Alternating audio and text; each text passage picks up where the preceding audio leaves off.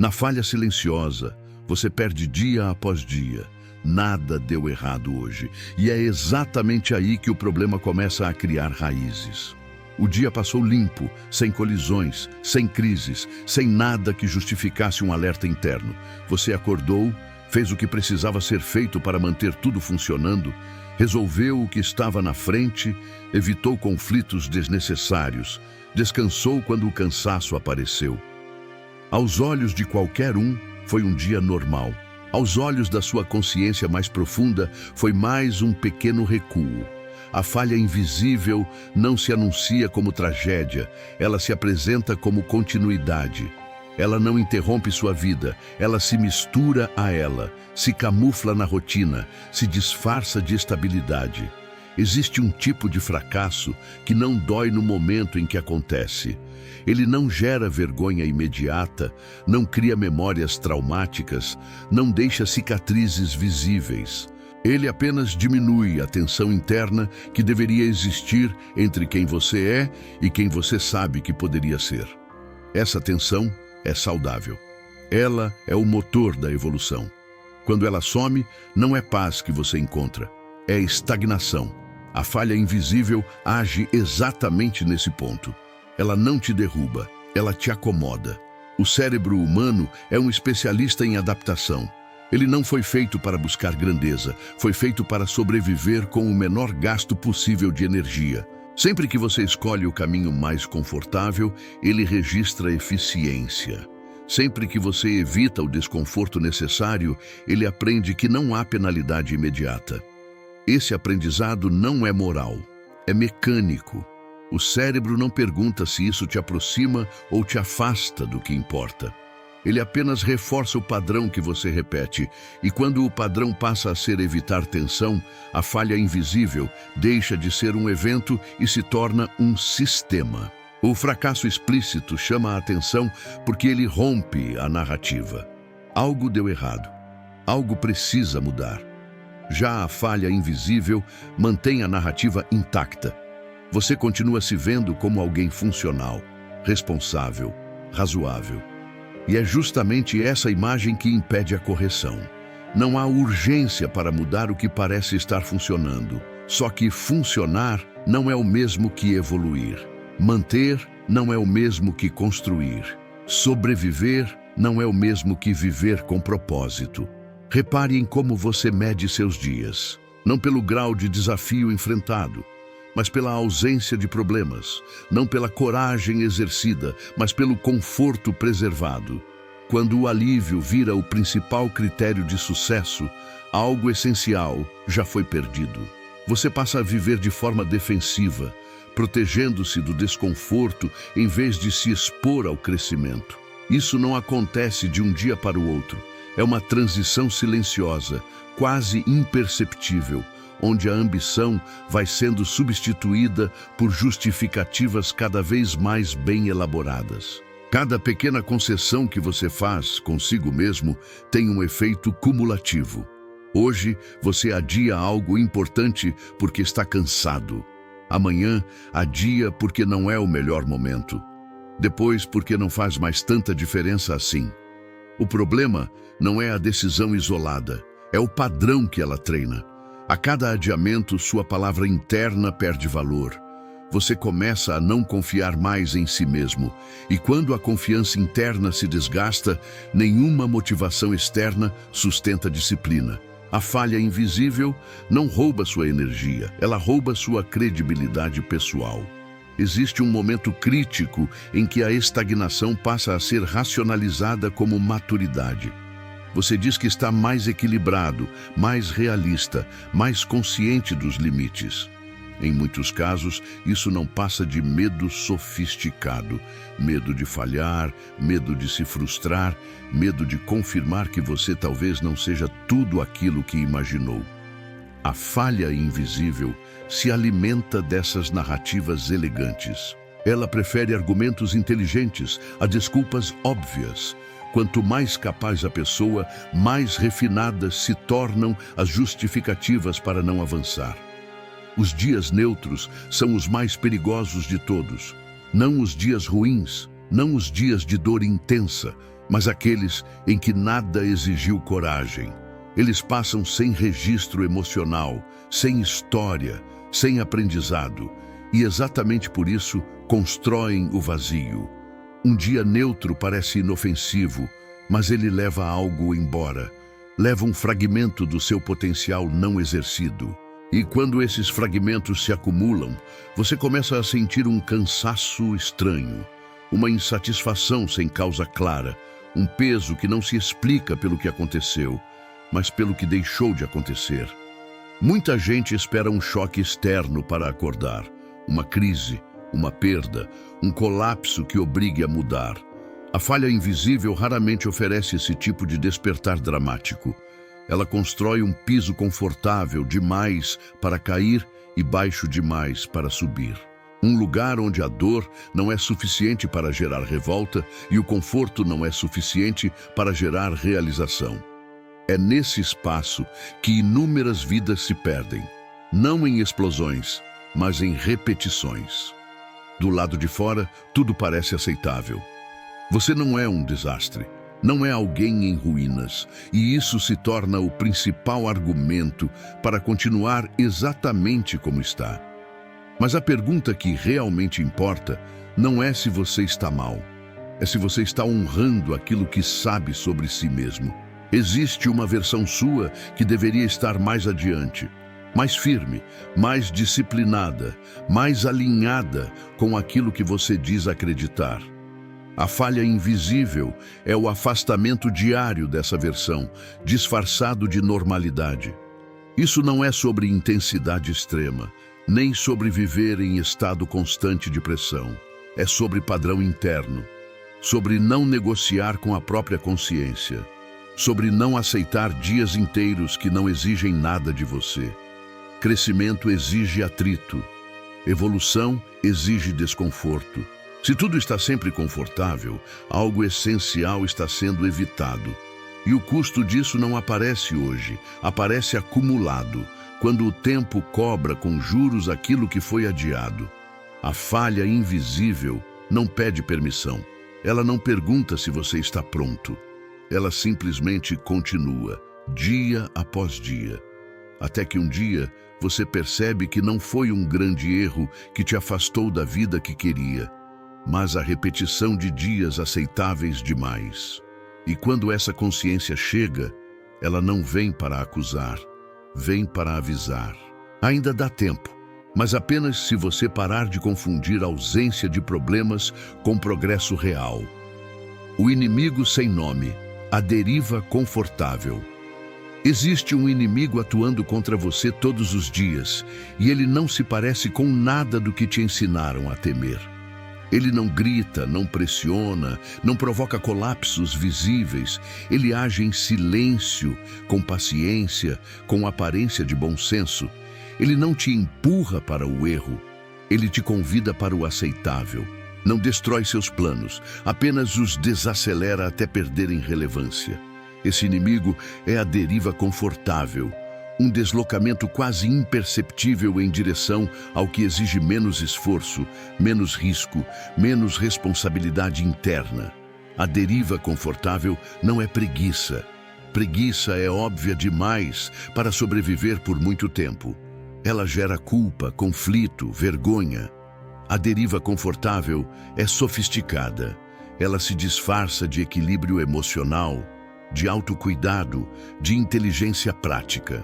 Ela diz que você já fez o suficiente por hoje, que não precisa se cobrar tanto, que viver pressionado não é saudável. E cada vez que você aceita esse discurso sem questionar, você reduz um pouco mais o nível de exigência que tinha consigo mesmo. O cérebro humano foi moldado para interpretar conforto como segurança. Quando não há ameaça, ele relaxa. Quando não há tensão, ele economiza energia. Isso foi essencial para a sobrevivência, mas é perigoso quando aplicado à construção de caráter. Crescimento exige desconforto contínuo, exige fazer o que não gera prazer imediato. A deriva confortável explora exatamente essa lacuna. Ela oferece alívio agora e cobra estagnação depois. Como o preço não é imediato, o acordo parece inofensivo. Você começa a aceitar pequenas concessões. Hoje você faz menos porque está cansado. Amanhã porque não está inspirado. Depois porque não é o melhor momento. Cada concessão isolada parece justificável. O problema é que o cérebro não registra justificativas. Ele registra padrões. Quando o padrão vira evitar desconforto, ele se consolida. O esforço passa a parecer exagero. A disciplina passa a parecer rigidez. E tudo que exige constância começa a ser visto como extremo demais. Existe um ponto crítico em que a percepção muda. Você passa a olhar para quem se exige mais e pensa que aquela pessoa está exagerando. Olha para quem se disciplina e chama de radical. Isso não é opinião, é sintoma. É sinal de que a régua interna foi abaixada. Quando a mediocridade começa a parecer normal e a excelência começa a parecer excessiva, a deriva confortável já fez seu trabalho mais perigoso. Ela não apenas mudou seu comportamento, ela mudou seus critérios. A deriva confortável também altera sua relação com o tempo. Os dias começam a se confundir, as semanas passam sem marcos claros. Os meses escorrem sem sensação de progresso real. Isso acontece porque o cérebro só grava profundamente aquilo que envolve esforço, risco ou superação. Quando tudo é confortável demais, o tempo perde densidade. E quando o tempo perde densidade, a vida começa a parecer vazia, mesmo estando cheia de compromissos e tarefas. Um dos mecanismos mais eficientes desse inimigo é te manter ocupado. Você faz muitas coisas, resolve problemas, responde demandas, cumpre obrigações. Existe movimento constante, mas não existe direção clara. A atividade cria a ilusão de progresso. O cansaço cria a ilusão de esforço. Mas esforço sem intenção não constrói nada sólido. A deriva confortável prefere você cansado do que focado, ocupado do que comprometido, distraído do que consciente. Com o tempo, você começa a negociar com sua própria identidade. A versão mais exigente de você é empurrada para um futuro indefinido. Um futuro onde tudo estará alinhado, onde haverá mais tempo, mais energia, mais clareza. Esse futuro nunca chega, porque a deriva confortável sempre encontra um motivo para manter o presente como está. E enquanto você espera o cenário perfeito, o padrão atual se fortalece. O provisório vira permanente. A mente se adapta rapidamente ao nível de exigência que você tolera. Se você tolera pouco, ela entrega pouco. Se você exige pouco, ela se acomoda rápido. A deriva confortável não precisa te convencer a desistir dos seus sonhos. Ela só precisa que você aceite o mínimo repetidamente. Com o tempo, o mínimo deixa de parecer mínimo. Ele se torna o novo normal. E sair desse estado exige muito mais energia do que teria exigido não entrar nele. Talvez você sinta um incômodo difícil de explicar. Não é tristeza profunda, não é fracasso explícito, não é desespero. É uma sensação de vida em espera, de potencial represado, de algo essencial sendo adiado. Esse incômodo é o sinal mais honesto de que a deriva confortável está em ação. O ser humano não foi feito para viver eternamente no confortável. Ele foi feito para enfrentar, expandir, construir significado através do esforço voluntário. O inimigo sem nome não aparece quando você está no fundo do poço. Ele aparece quando você está razoavelmente bem. Quando as contas estão pagas, quando o corpo ainda responde, quando nada parece urgente. É nesse ponto que a vigilância cai, e é exatamente aí que a deriva confortável avança. Não com violência, mas com gentileza. Não com pressão, mas com permissão. Enquanto você acredita que o problema é falta de motivação, você busca estímulo. Enquanto acredita que é falta de tempo, você tenta reorganizar a agenda. Mas quando entende que o verdadeiro problema é a tolerância ao conforto excessivo, a solução muda completamente. Não é adicionar mais coisas à sua rotina, é remover concessões. É parar de negociar com aquilo que você sabe que precisa ser feito, mesmo quando ninguém está cobrando. A deriva confortável só existe enquanto você permite. Ela não sobrevive à consciência clara. No momento em que você percebe que está escolhendo o fácil em detrimento do necessário, o jogo muda. Porque agora não é mais ignorância, é escolha. E escolhas conscientes constroem ou corroem destinos todos os dias. O vazamento diário. Como a identidade se deteriora silenciosamente. A maioria das pessoas acredita que perde a identidade em grandes rupturas. Um fracasso público, uma queda humilhante, uma perda irreversível. Isso é falso. A identidade raramente se quebra de uma vez. Ela vaza. Um pouco por dia. Sem barulho, sem plateia, sem aviso. O vazamento diário não destrói quem você é. Ele dissolve quem você estava se tornando. E quando você percebe, não é que tenha virado outra pessoa, é que deixou de ser aquela que prometeu a si mesmo que seria. Identidade não é discurso, não é intenção, não é aquilo que você diz acreditar. Identidade é o rastro das decisões que você repete quando ninguém está observando. É o conjunto de ações pequenas que você executa mesmo sem aplauso. O vazamento começa quando existe uma diferença constante entre o que você sabe que deveria fazer e o que realmente faz. Essa diferença não dói no início, pelo contrário, ela traz alívio. Alívio de não se exigir, alívio de não enfrentar. E todo alívio fácil cobra juros altos no longo prazo. Cada vez que você evita uma ação difícil que sabia que precisava ser feita, algo se rompe internamente. Não é grande o suficiente para gerar culpa imediata, mas é real, o suficiente para enfraquecer sua palavra interna. Você começa a se ouvir menos, começa a não se levar tão a sério. Promessas feitas a si mesmo passam a soar opcionais, e quando a própria palavra perde valor, a identidade começa a se dissolver. Porque caráter é, acima de tudo, coerência interna, sustentada no tempo. O vazamento diário acontece no nível da confiança pessoal. Não aquela confiança exibida, performática, mas a silenciosa. Aquela que faz você respeitar a si mesmo. Toda vez que você adia, negocia ou racionaliza uma escolha fraca, essa confiança sofre um microgolpe. Não é visível, mas é acumulativo.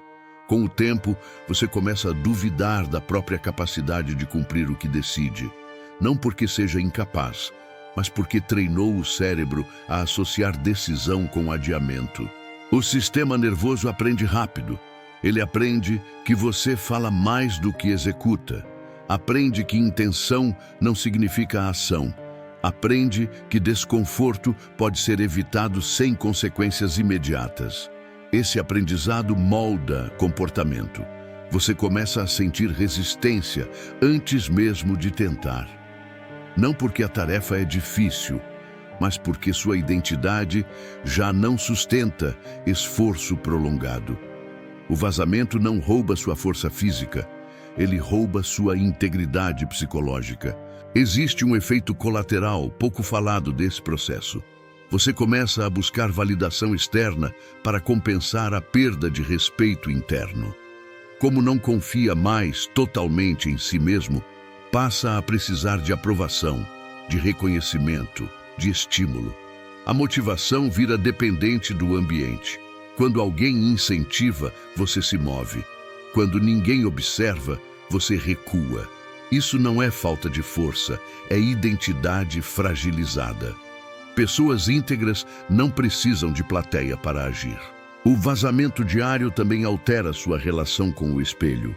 Não o espelho físico, mas o simbólico. Aquele momento silencioso em que você se confronta consigo mesmo. Você começa a evitar esse confronto, se distrai mais, se ocupa mais, preenche o tempo com ruído, porque o silêncio lembra quem você disse que seria.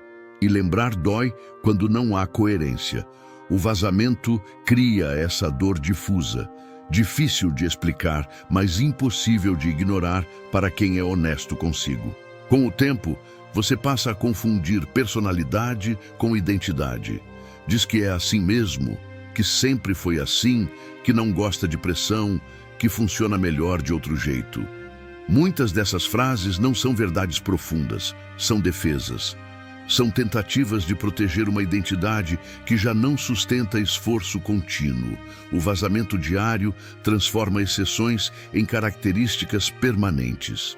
O que era fase vira rótulo. O que era escolha vira destino. O mais perigoso é que esse processo acontece enquanto a vida segue funcionando. Você trabalha, se relaciona, resolve problemas. Nada explode, nada desmorona. E isso reforça a ilusão de que está tudo sob controle. Mas por dentro, algo está sendo corroído. A identidade que nasce da disciplina precisa de repetição consciente.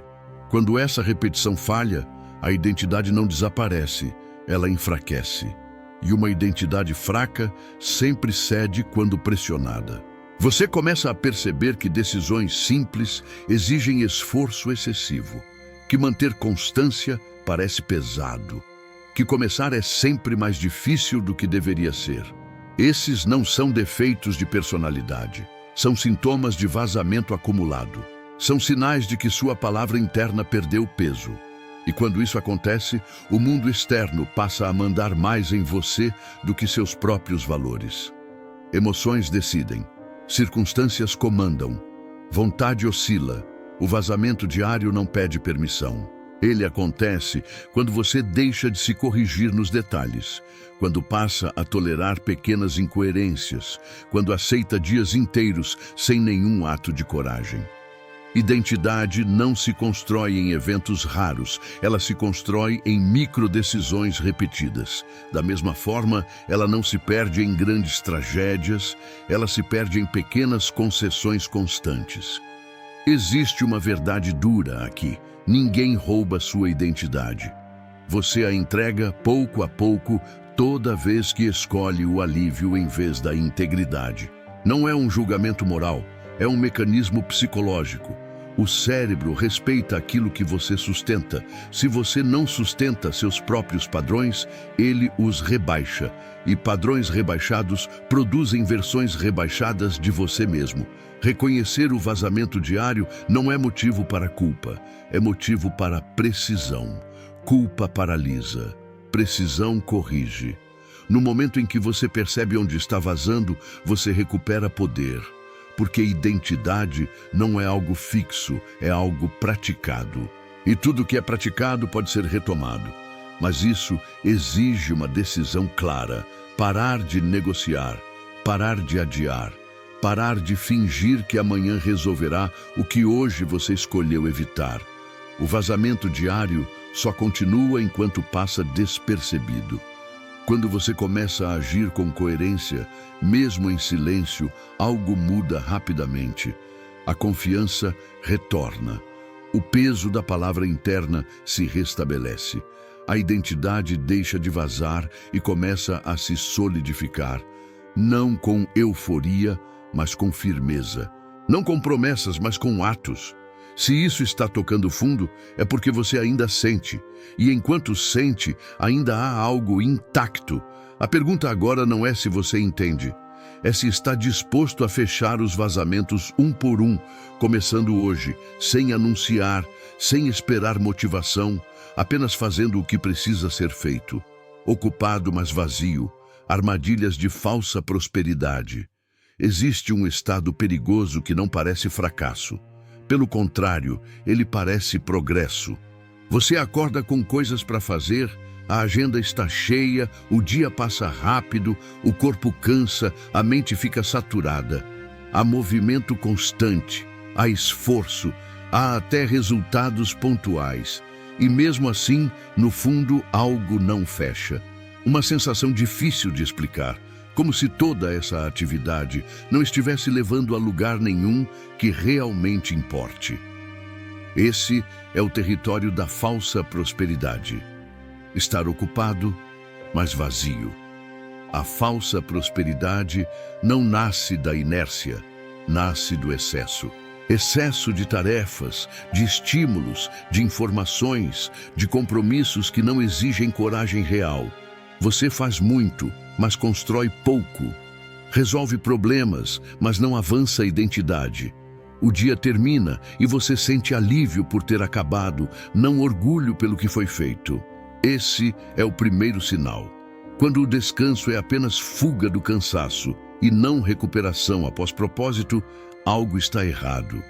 Ser ocupado é socialmente valorizado.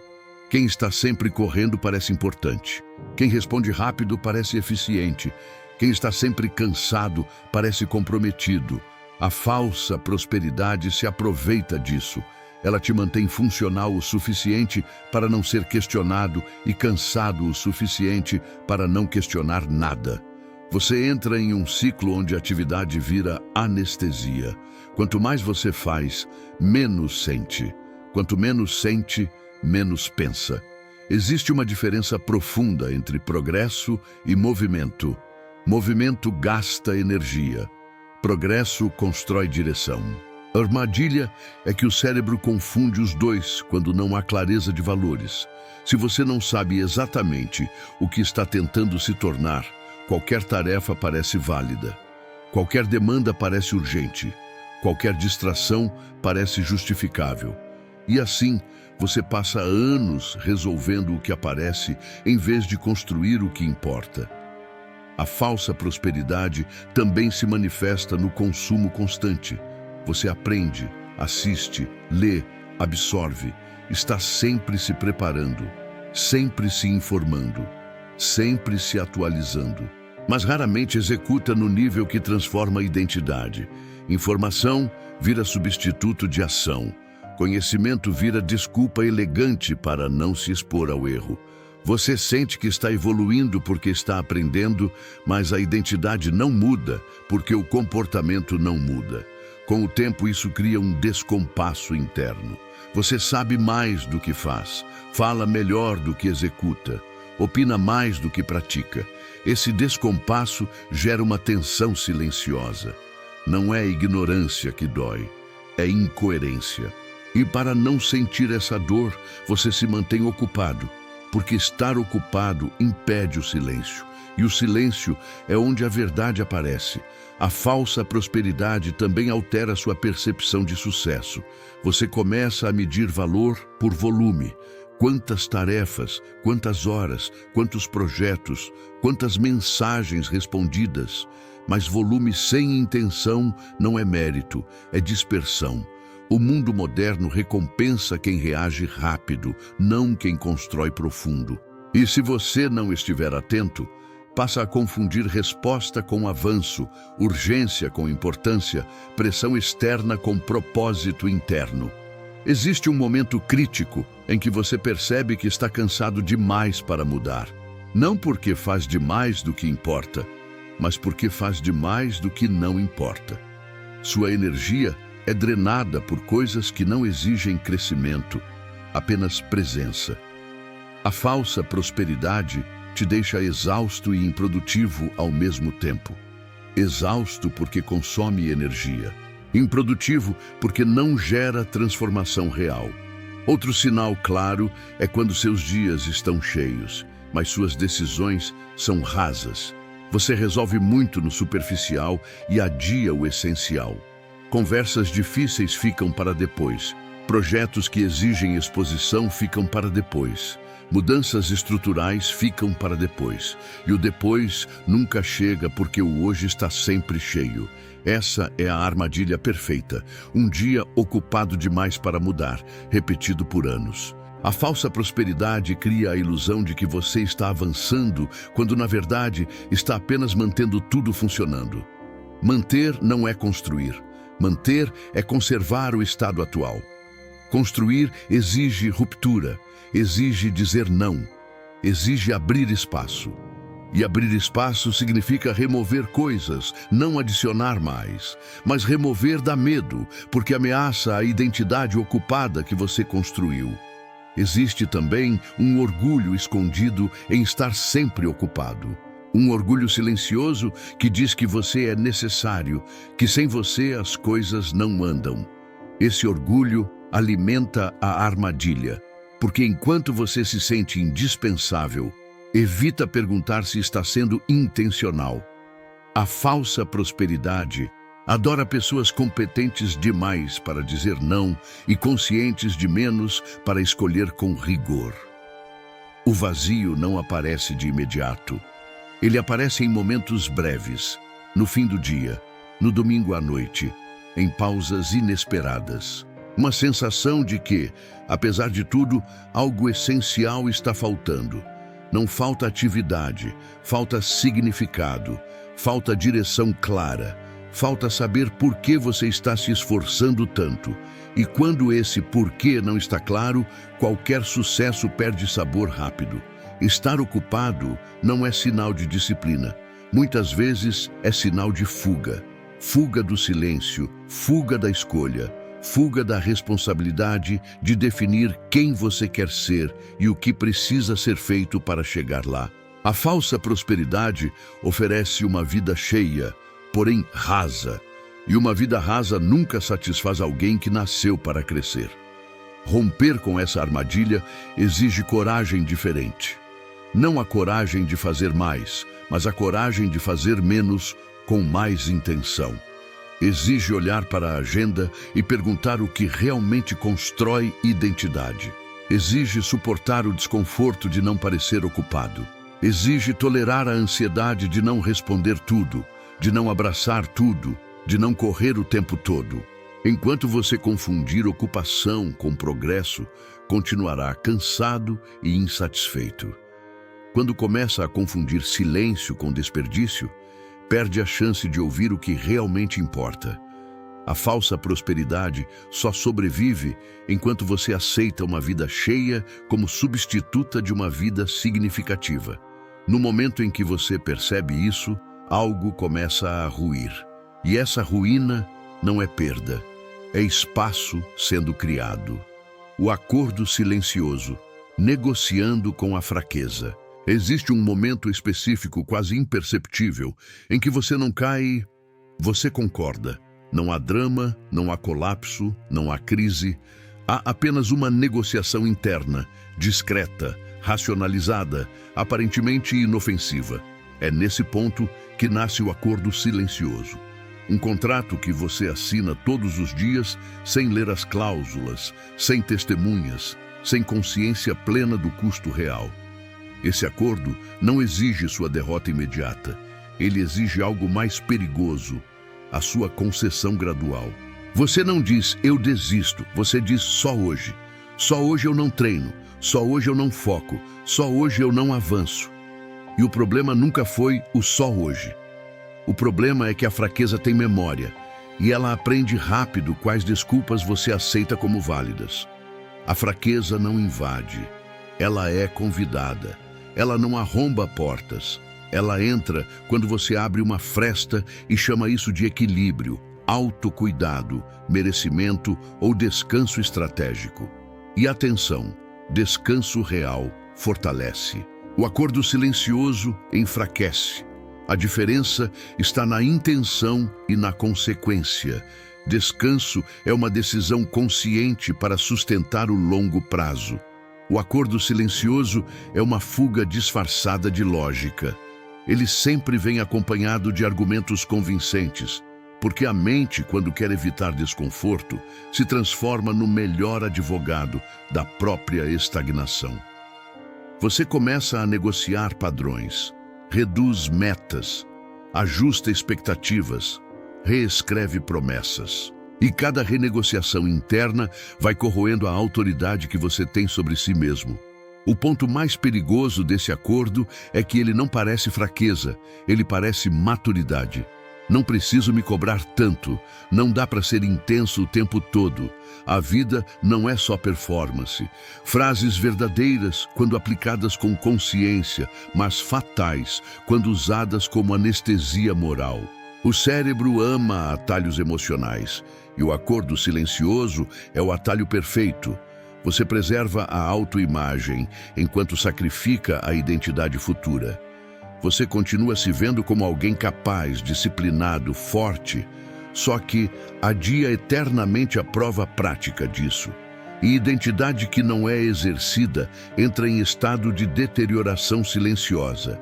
Não some de uma vez, enfraquece aos poucos, como um músculo que não é usado, mas ainda está ali, dando a falsa sensação de que tudo está sob controle.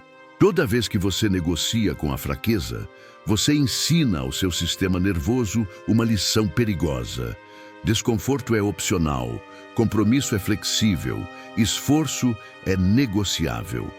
O cérebro aprende por repetição, não por intenção. Não importa o quanto você diga que quer mudar, importa quantas vezes você recua quando chega o momento de agir. A ciência comportamental é clara. Hábitos não são construídos por grandes decisões, mas por microacordos diários. E o acordo silencioso é um microhábito de rendição. Ele não destrói seu sonho. Ele o atrasa até perder relevância emocional. Um dia você acorda e percebe que aquilo que antes queimava dentro de você agora só esquenta levemente. Não porque você não quer mais, mas porque você treinou o seu cérebro a não levar seus desejos a sério.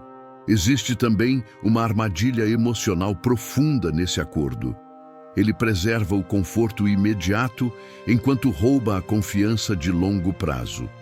Confiança não nasce da motivação. Ela nasce da coerência entre o que você promete e o que você entrega. Cada acordo silencioso quebrado consigo mesmo é uma rachadura na sua autoconfiança. Não visível, não explosiva, mas acumulativa. Você começa a se respeitar menos sem perceber. E quando o respeito próprio cai, a disciplina vira um peso, não uma escolha. A mente passa a resistir a qualquer estrutura, porque no fundo ela já não acredita que você vai cumprir. Então ela sabota antes mesmo de tentar. Não por maldade, mas por aprendizado. Você ensinou a ela que promessas internas não são obrigatórias. O mais cruel do acordo silencioso é que ele se adapta à sua fase de vida. Quando você é jovem, ele se veste de "tenho tempo". Quando você está no meio do caminho, ele se chama "estou cansado". Quando você envelhece, ele muda para "já não faz mais sentido". A fraqueza é paciente. Ela não tem pressa. Ela sabe que, se você continuar negociando, o tempo fará o trabalho sujo por ela. E quando você percebe, não é que você perdeu uma batalha. Você perdeu o direito psicológico de exigir mais de si mesmo, porque passou anos provando o contrário com suas próprias escolhas. Romper o acordo silencioso não é um ato heróico. É um ato frio, quase clínico. É parar de negociar com estados emocionais e voltar a obedecer princípios. Emoções oscilam. Princípios sustentam. Pessoas fortes não são aquelas que nunca sentem vontade de desistir, mas aquelas que não transformam essa vontade em cláusula contratual. Elas sentem, reconhecem e seguem. Não porque são robôs, mas porque entendem algo fundamental. Toda vez que você honra um compromisso interno, mesmo pequeno, você envia um sinal poderoso ao seu cérebro. Eu sou alguém que cumpre. Esse sinal reconstrói identidade, e identidade forte reduz a necessidade de motivação. O fim do acordo silencioso começa quando você para de perguntar "como eu me sinto" e passa a perguntar "quem eu decidi ser". Sentimentos respondem ao agora. Identidade responde ao longo prazo.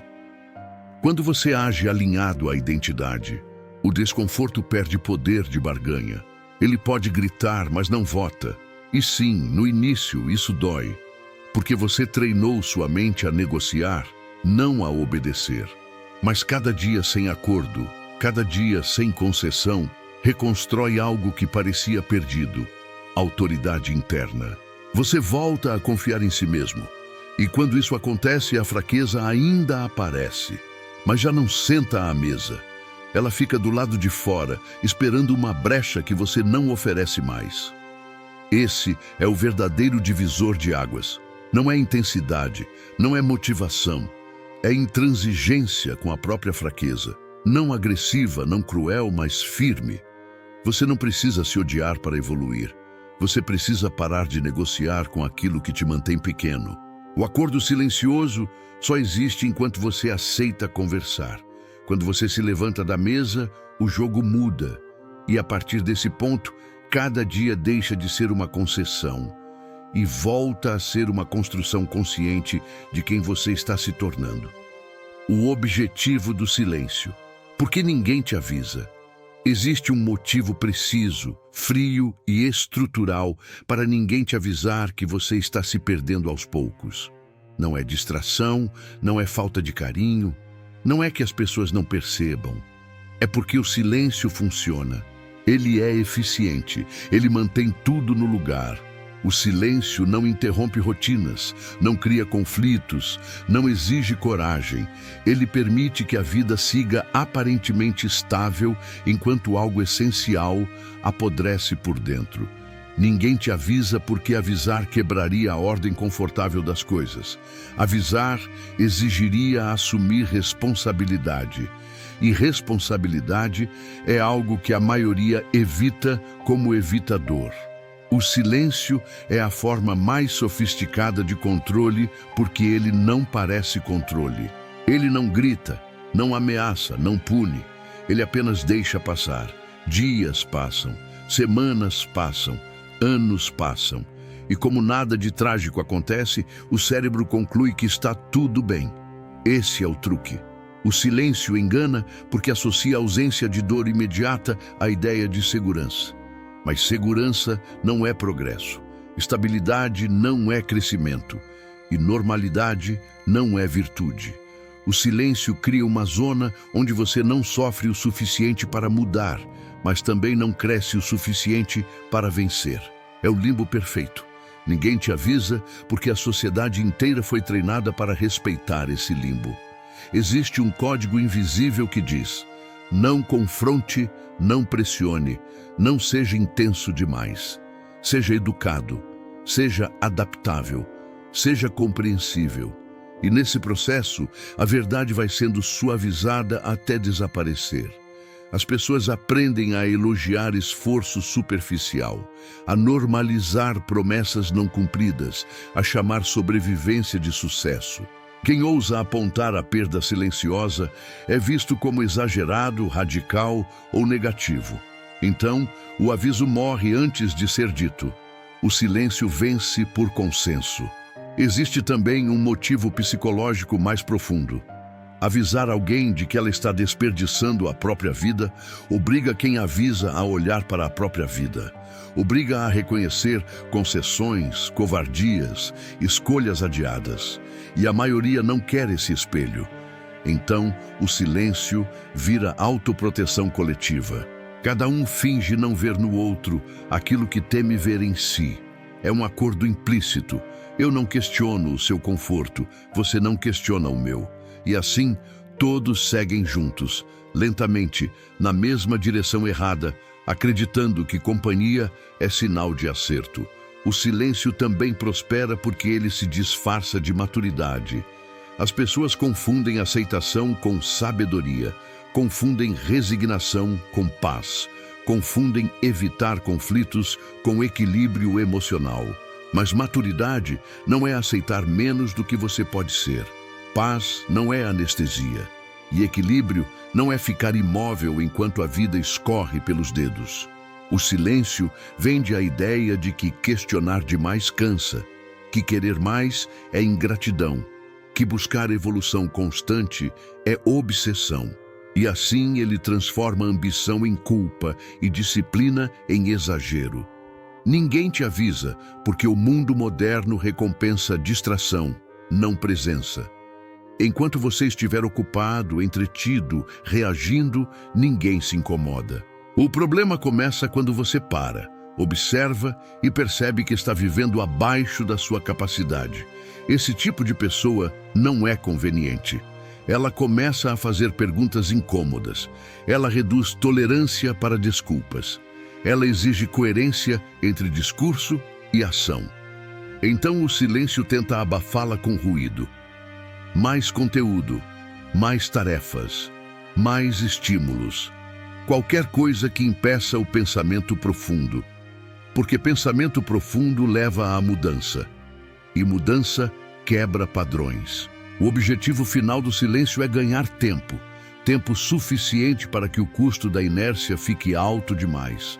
Enquanto você acha que ainda dá para corrigir depois, o silêncio está acumulando juros. Ele aposta que você vai acordar tarde, cansado, comprometido demais com escolhas antigas para mudar com leveza. Quando a dor chega, ela chega concentrada. E muitos confundem isso com destino, azar ou injustiça da vida. Mas não foi o destino, foi o silêncio operando dia após dia, sem resistência. O mais perigoso é que o silêncio nunca diz não. Ele sempre diz depois. Depois você começa, depois você se dedica, depois você muda, e o depois é o lugar onde os sonhos morrem sem funeral. Ninguém te avisa porque o silêncio é educado. Ele não proíbe, ele adia. E o adiamento constante cria uma identidade frouxa, incapaz de confiar em si mesma. Quando chega o momento decisivo, você já não acredita totalmente na própria palavra. E isso não aconteceu de uma vez. Aconteceu aos poucos, em silêncio. Mas existe um ponto de ruptura. O momento em que você entende que ninguém vai te avisar é o momento em que você assume um papel que poucos aceitam, o de vigiar a própria vida, de criar alertas internos, de revisar dias com honestidade brutal, de perguntar não se foi confortável, mas se foi digno. Pessoas que evoluem não esperam empurrões externos. Elas constroem sistemas internos de confronto. Elas fazem barulho onde o mundo oferece silêncio. Elas escolhem desconforto consciente em vez de conforto automático. Quando você entende o objetivo do silêncio, você para de esperar reconhecimento, aprovação ou incentivo. Você entende que a ausência de alerta não é sinal de acerto. É apenas ausência de atrito. E atrito é necessário para crescimento. A partir daí, você começa a viver de forma deliberada. Cada decisão passa por um filtro mais rígido. Cada dia é avaliado não pelo quanto foi fácil, mas pelo quanto exigiu de você. O silêncio continua existindo, porque ele sempre vai existir. A diferença é que agora ele não te comanda mais. Esse é o divisor real. Não é motivação, não é inspiração. É consciência sustentada, é saber que ninguém vai te salvar da perda silenciosa e ainda assim escolher agir. Quando você faz isso, o silêncio perde poder. Ele deixa de ser um inimigo invisível e vira apenas pano de fundo. E a partir desse ponto, cada dia deixa de ser algo que simplesmente acontece com você e passa a ser algo que você decide enfrentar. A reformulação. Vencer não é fazer barulho.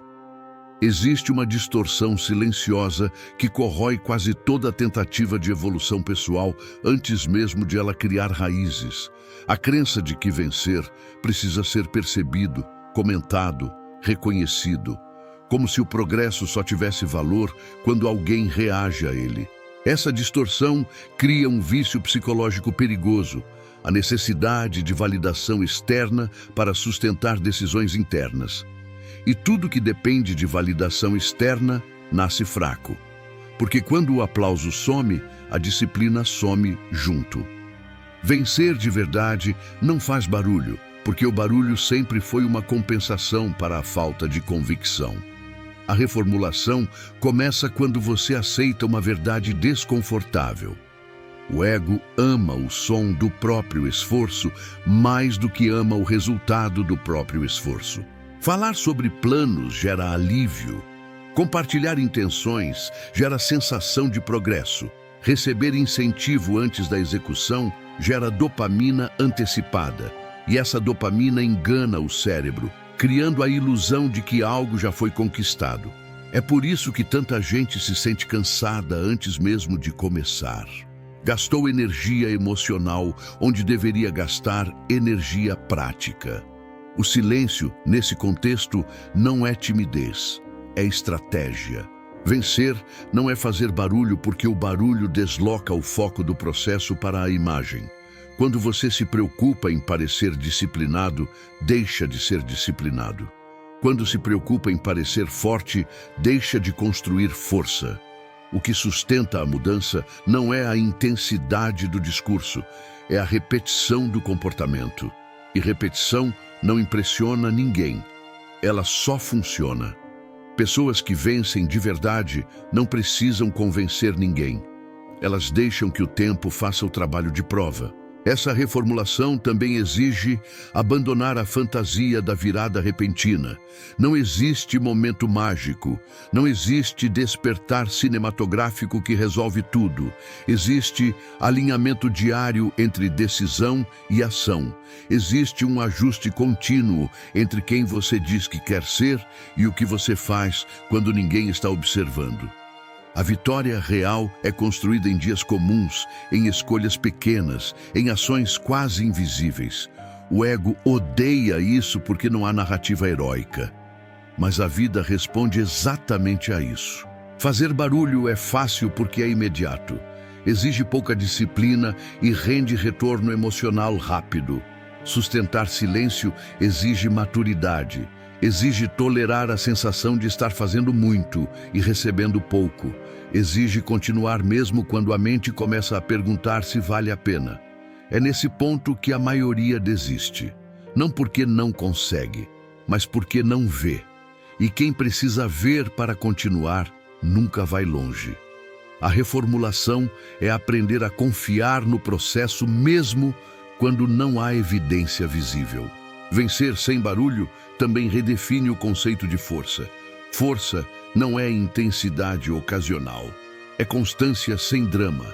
É executar mesmo quando o estado emocional está neutro, mesmo quando o dia não inspira, mesmo quando não há energia extra. Pessoas fortes não esperam o momento certo.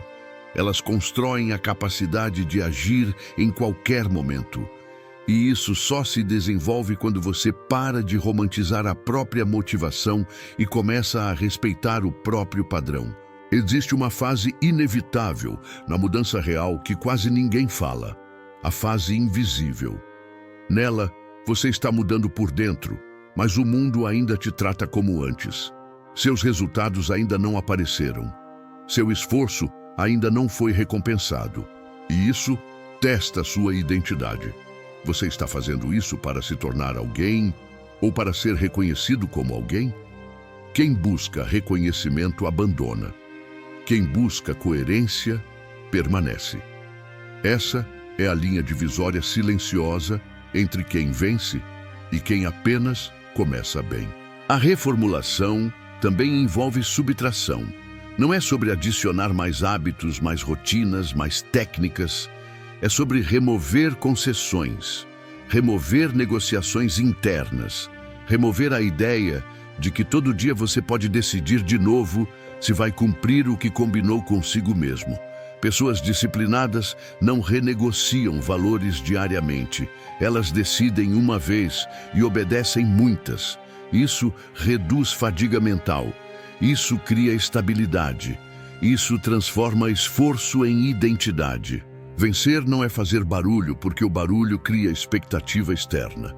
Expectativa externa cria pressão desnecessária. Pressão desnecessária gera ansiedade. Ansiedade fragmenta o foco. O silêncio protege o processo. Ele reduz interferência, reduz comparação, reduz ruído. Quanto menos gente sabe, menos opinião entra. Quanto menos opinião entra, mais clareza sobra. Pessoas que constroem algo sólido aprendem cedo a proteger o próprio foco como se fosse um recurso finito. porque é. Essa reformulação muda até a forma como você mede um bom dia. Um bom dia não é mais aquele em que tudo deu certo ou em que você se sentiu bem.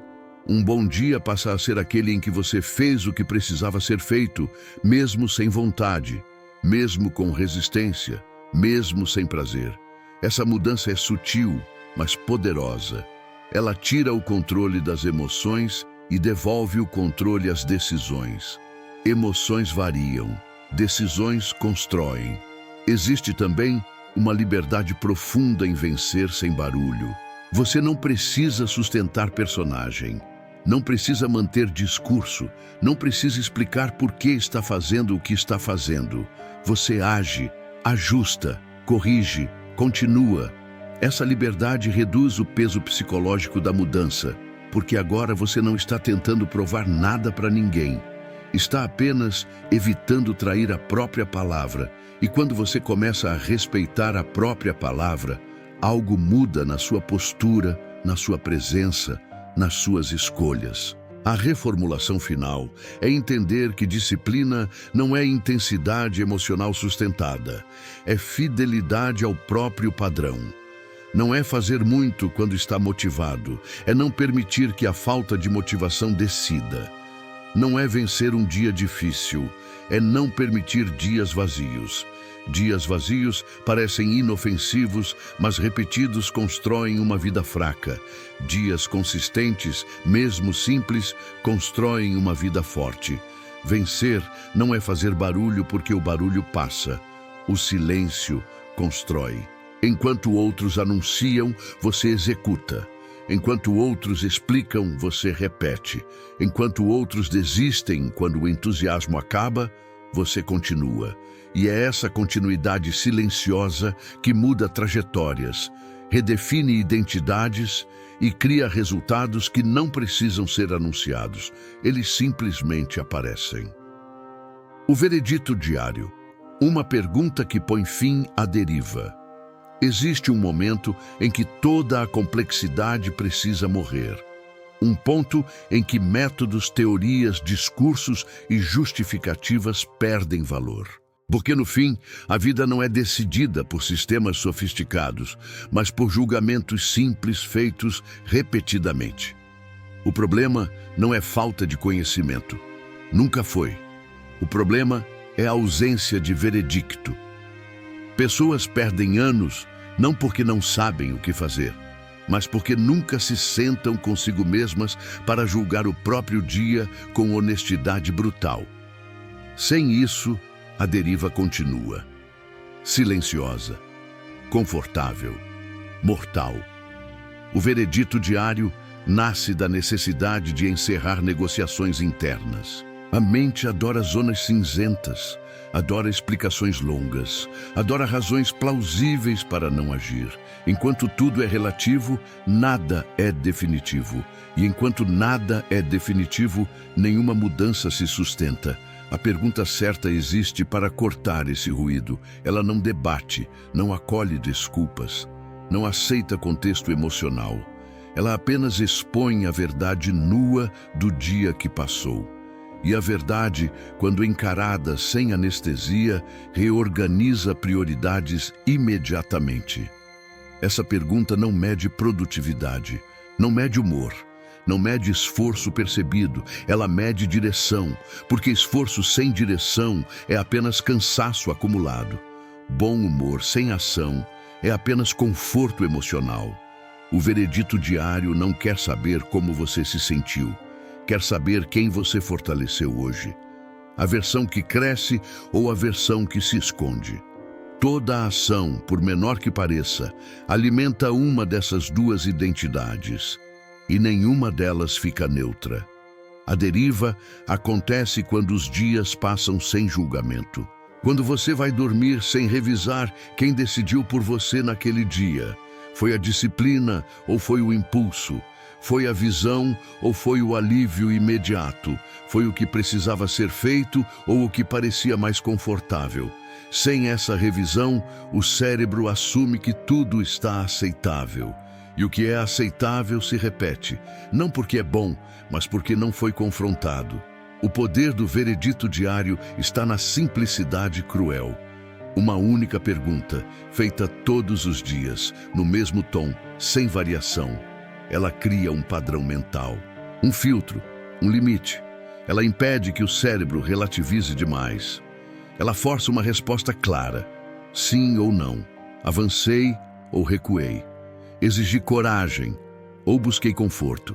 Essa clareza dói no início, porque remove as camadas de auto-engano, mas depois liberta, porque devolve o controle. Existe algo profundamente transformador em julgar o próprio dia antes que o mundo o faça, antes que o tempo o cobre, antes que as consequências apareçam. O veredito diário antecipa a dor para evitar a tragédia. Ele cria pequenas correções antes que grandes correções sejam necessárias. Pessoas que evoluem não esperam crises para mudar. Elas se ajustam no ordinário, no silencioso, no cotidiano. Essa pergunta encerra a deriva porque ela não permite acúmulo invisível. Um dia ruim não destrói uma vida, mas dias não avaliados constroem uma vida fraca com precisão matemática. O veredito diário quebra essa progressão. Ele impede que erros pequenos se tornem identidade. Ele transforma falhas em dados, não em destino. Desde que você seja honesto, desde que não suavize a resposta para proteger o ego. A maioria evita esse tipo de pergunta porque ela remove o álibi emocional. Não importa se o dia foi difícil, não importa se você estava cansado, não importa se ninguém ajudou. A pergunta ignora isso tudo. Ela pergunta apenas se você fez o que exigia coragem ou se escolheu o caminho fácil. E essa indiferença ao drama é exatamente o que a torna poderosa. Porque a vida não negocia com emoções. Ela responde a padrões. Quando você começa a aplicar esse veredito diariamente, algo muda na forma como você vive o dia. As decisões começam a pesar mais. Não porque ficaram mais difíceis, mas porque agora existe prestação de contas. Você sabe que à noite não haverá desculpa, haverá apenas resposta. Isso muda comportamentos pequenos. Faz você levantar quando pensaria em adiar. Faz você agir quando pensaria em explicar. Faz você cortar excessos que antes passariam despercebidos. O veredito diário também reconstrói a confiança em si mesmo. Toda vez que você responde com honestidade e ajusta o dia seguinte, você envia uma mensagem interna clara. Minha palavra importa. E confiança não nasce de promessas grandiosas, nasce de coerência diária, de decisões cumpridas sem testemunha, de correções feitas sem drama. Aos poucos, você deixa de depender de motivação externa porque passa a respeitar o próprio critério. Essa pergunta não serve para punição, serve para alinhamento. Não é sobre se culpar, é sobre assumir. Culpa paralisa, responsabilidade organiza. O veredito diário organiza a vida porque elimina a confusão entre intenção e ação. Ele mostra, sem rodeios, se você está vivendo de acordo com o que diz valorizar. E quando há incoerência, ele não discute, ele aponta. Com o tempo, a deriva perde espaço. Não porque você virou alguém perfeito, mas porque você parou de permitir dias inconscientes. Dias inconscientes são o combustível da mediocridade. Dias avaliados são o combustível da evolução. Mesmo quando o resultado é negativo, o simples ato de avaliar já interrompe o ciclo automático. Você sai do modo reativo e entra no modo deliberado. A pergunta que põe fim à deriva não é sofisticada, ela não impressiona, ela não viraliza, mas ela funciona porque ela te obriga a encarar o fato central da vida adulta. Ninguém está vindo te cobrar, ninguém está vindo te salvar. O único juiz consistente que você terá é aquele que você decide ser para si mesmo, todos os dias, sem exceção. E quando você assume esse papel, algo definitivo acontece. O dia deixa de simplesmente acontecer com você. ele passa a ser respondido, julgado, encerrado, sem pendências emocionais, sem auto-engano acumulado, apenas verdade, ajuste e continuidade. É assim que a deriva termina. Não com um evento grandioso, mas com um veredito simples, repetido dia após dia, até que a direção esteja clara demais para ser ignorada. Não assista a isso e siga igual. Se esse vídeo te incomodou, é porque tocou onde você vinha evitando olhar. O próximo passo não é motivação, é posicionamento. Inscreva-se agora se você se recusa a continuar perdendo dias em silêncio. Curta o vídeo como um compromisso público com disciplina, não com conforto. E nos comentários, escreva apenas uma coisa, sem explicação, sem desculpa: coragem ou conforto. Essa resposta não é para mim, é para você.